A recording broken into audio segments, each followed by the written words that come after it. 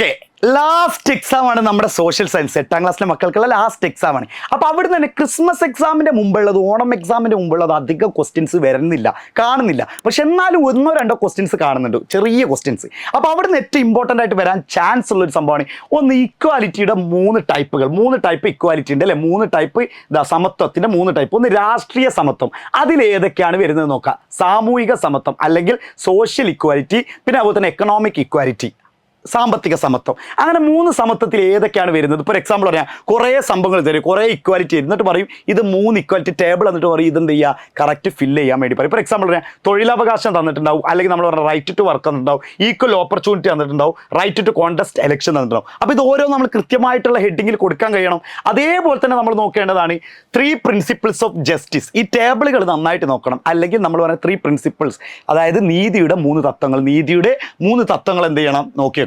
അതേപോലെ തന്നെ റൈറ്റ്സ് ഉണ്ട്. റൈറ്റ്സ് ഇമ്പോർട്ടൻ്റ് ആണ് മക്കളെ, റൈറ്റ്സ് ഇമ്പോർട്ടൻ്റ് ആണ്. അവകാശങ്ങൾ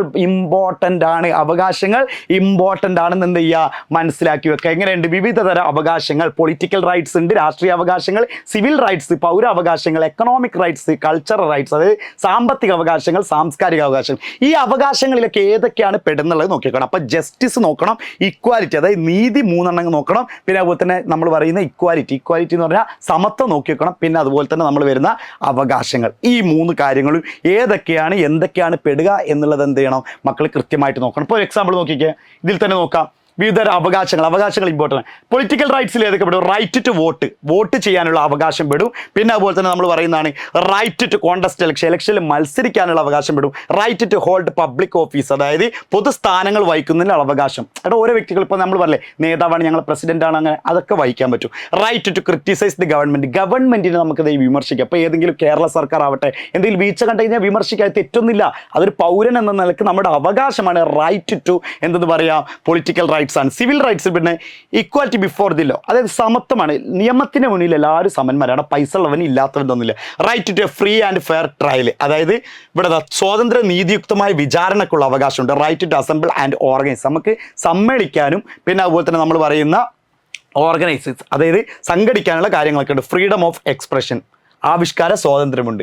അപ്പോൾ പിന്നെ അതുപോലെ തന്നെ എക്കണോമിക് റൈറ്റ്സ് ആണ്. റൈറ്റ് ടു വർക്ക്, ജോലി ചെയ്യാനുള്ള അവകാശം. Right to receive minimum wages, അതായത് മിനിമം ഒരു വേജ് ഉണ്ടാവില്ല, കൂലി ഉണ്ടാവില്ല, അത് കൃത്യമായിട്ട് കിട്ടണം.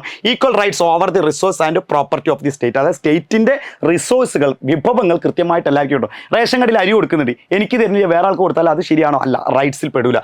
പിന്നെ കൾച്ചറൽ റൈറ്റ്സ്, അതാണ് right to preserve language and script, അതായത് നമ്മുടെ ലാംഗ്വേജ്, ഭാഷ സംരക്ഷിക്കാനുള്ളത്. Right to educate in the mother tongue, നമ്മുടെ മാതൃഭാഷയിൽ നമുക്ക് എഡ്യൂക്കേഷൻ നേടാനുള്ള അവകാശം. ഇങ്ങനെ കുറേ കാര്യങ്ങളുണ്ട്. ഇതൊക്കെയാണ് 4 അവകാശങ്ങൾ. അപ്പോൾ മക്കളെ ജസ്റ്റിസ് ഏതൊക്കെയാണെന്ന് പഠിക്കണം, നീതിയുടെ പ്രിൻസിപ്പിൾസ് പഠിക്കണം, പിന്നെ അതുപോലെ തന്നെ എന്തൊക്കെയാണ്, പിന്നെ അതുപോലെ തന്നെ നമ്മൾ പറയുന്ന ഇക്വാലിറ്റിയുടെ 3 തത്വങ്ങൾ പഠിക്കണം, പിന്നെ അതുപോലെ തന്നെ ഡിഫറെൻറ്റ് ടൈപ്സ് ഓഫ് റൈറ്റ്സും പഠിച്ചു കഴിഞ്ഞാൽ ഈ ചാപ്റ്ററിൽ ഏറ്റവും ഇമ്പോർട്ടൻ്റ് ഉള്ള മറ്റൊരു ഭാഗം നമ്മൾ പഠിച്ചു. സെറ്റല്ലേ മക്കളെ? അപ്പോൾ മറക്കരുത്, കൃത്യം 7 മണിക്ക് നമ്മുടെ ലൈവ് ഉണ്ടായിരിക്കും. ഫുൾ ചാപ്റ്റർ നിങ്ങളെ ഏറ്റവും കിടിലൻ ക്വസ്റ്റ്യൻസ് പഠിപ്പിച്ചു തരും. സെറ്റല്ലേ? ഹാപ്പി അല്ലേ? Thank you.